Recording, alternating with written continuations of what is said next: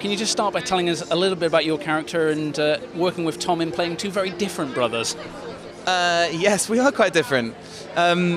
We had a big bromance off camera, but on not so much. Oliver is, I think he's a really interesting character. I mean, what drew me to the role is that he isn't a stock villain by any means. You know, he's a sympathetic character, beautifully written and conceived of.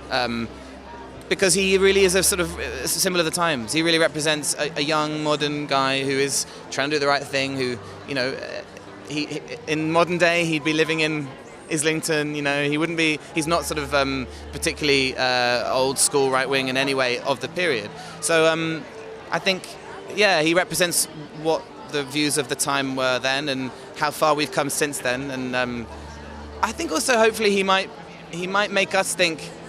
Do we have any modern prejudices which we should look at? You know, if Oliver was totally unaware of them, are we unaware of some? And will 200 years time, will our great grandchildren be looking at us going, oh, they were a bit, you know what I mean? So maybe, hopefully, it might have that effect. But yeah, an amazing character.